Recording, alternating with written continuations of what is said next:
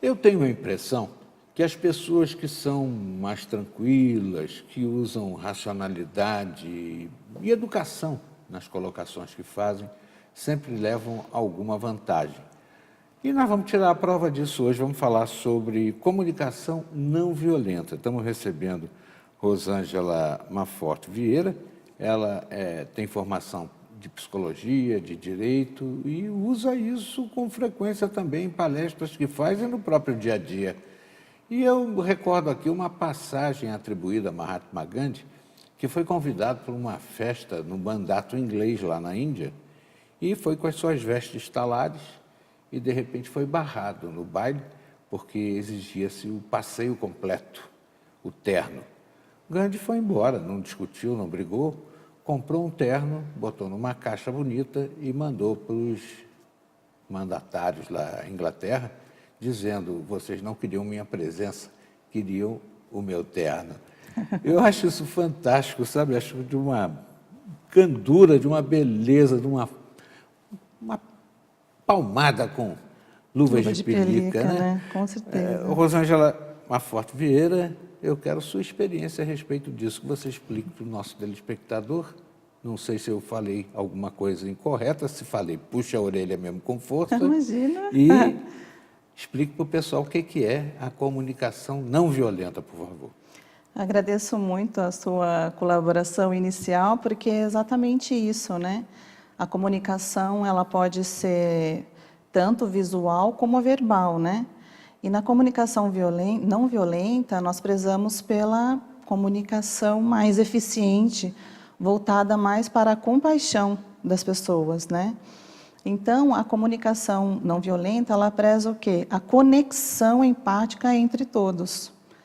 Num primeiro momento, a gente tem que observar, primeiramente, os nossos sentimentos em relação a tudo aquilo que está acontecendo ao nosso redor. E a partir desse momento de conscientização dos sentimentos, das nossas necessidades, é que nós podemos nos comunicar de forma eficiente com o outro. Então, se eu não tenho esse conhecimento, essa consciência, né? Essa maneira de comunicar aquilo que você necessita para o outro, ela vai ser sempre distorcida. Nós tivemos aí uma campanha eleitoral que foi marcada pela violência, né? E quem tinha o maior tempo de televisão perdeu todo esse tempo desconstruindo o outro candidato e acabou perdendo logo no primeiro turno, né? É isso mesmo. O que acontece? Quando você aponta o dedo para o outro, você sempre está fazendo o quê? Um pré-julgamento, né?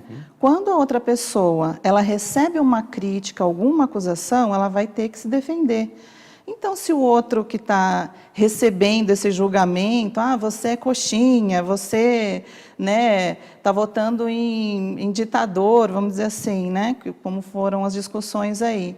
Então, você, na verdade, você está acusando a outra pessoa de alguma coisa, né? Seria importante, primeiro, avaliar quais são os fatos, sem julgamento no primeiro momento, né?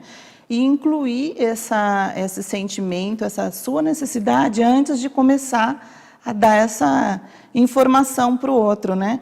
Então, se a pessoa, por exemplo, ela não gosta de violência, como ninguém gosta, né? Se ela não admira isso, ela tem que se dizer no primeiro momento que ela se sente desconectada dessa coisa toda da violência, que ela não coaduna com isso, e aí, né, estabelecer uma comunicação mais estreita com o outro, né, e não chegar e acusar. Quando você precisa de alguma coisa, por exemplo, com relação a uma coisa do cotidiano, que você pede para um filho assim, o filho deixou as meias jogadas no chão, e você diz assim, você foi desorganizado. Então, sempre há uma informação que é passada para o outro de maneira a acusar, a julgar aquilo, né? Desorganizado é um julgamento, né? Então, se a mãe diz, por exemplo, assim, eu me sinto mais respeitada se você ouvir as minhas orientações e por isso eu peço que você que você deixe o quarto organizado, vamos dizer assim, é um exemplo. Eu fui criado dessa forma, sabe? Minha mãe era uma diplomata e ela dizia sempre para mim, meu filho, Toda vez que você aponta o dedo para uma pessoa, você tem 3 dedos contra você. Essa é mais ou menos a ideia mesmo, né? A comunicação não violenta, ela se baseia em 4 pilares. Num primeiro momento, você tem uma situação, seja ela qualquer.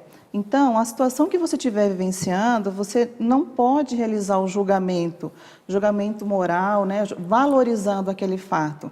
Né? Então, você tem que avaliar esse primeiro momento como um fato. Depois, você tem que ver qual é o sentimento que você presencia, que você vivencia naquela situação, para poder se conhecer e reconhecer o sentimento do outro também.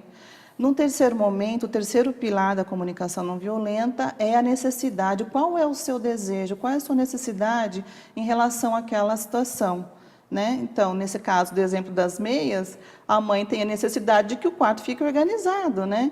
Então, essa é uma identificação clara. E no final, assim, uma coisa que nós não costumamos fazer, que é o pedido.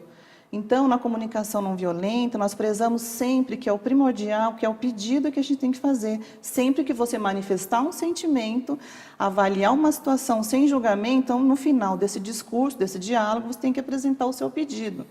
Meu filho, por exemplo, guarde as meias no lugar. Então, a comunicação sendo clara, eficiente, ela consegue gerar uma conexão com o outro. Porque, na maioria das vezes, o que nós fazemos? Nós desconsideramos o nosso sentimento, atacamos o outro diretamente, já com esse sinal, né? Um ataque, na verdade. Então, eu digo que você é uma pessoa X ou Y, né? Eu ataco e não tenho uma conexão do outro lado. Eu tenho a impressão que se a pessoa tivesse chance de se colocar no lugar da outra antes de fazer o ataque, ia ter posições bem interessantes, mas eu não sei se dá tempo em todas as circunstâncias ou se através de algum tipo de treinamento a pessoa consegue chegar a esse objetivo. Na verdade, o senhor disse tudo, porque realmente é um treinamento, é um exercício diário. Essa conexão empática, essa empatia, primeiro com o reconhecimento dos nossos sentimentos e depois com o outro, é que nos leva a ter uma rede de relacionamentos melhor. Rosângela, eu posso te pedir para a gente avançar nesse tema e aprofundar um tanto mais? Vamos lá, com o maior prazer. Mas nós vamos precisar de mais tempo. Então, vou te pedir para a gente fazer isso no próximo bloco. Ótimo. Tá bom? Você que está em casa, chama todo mundo para assistir, hein? É um treinamento que pode levar você a ter uma relação melhor, comunicando sem violência. É já já. Não saia daí.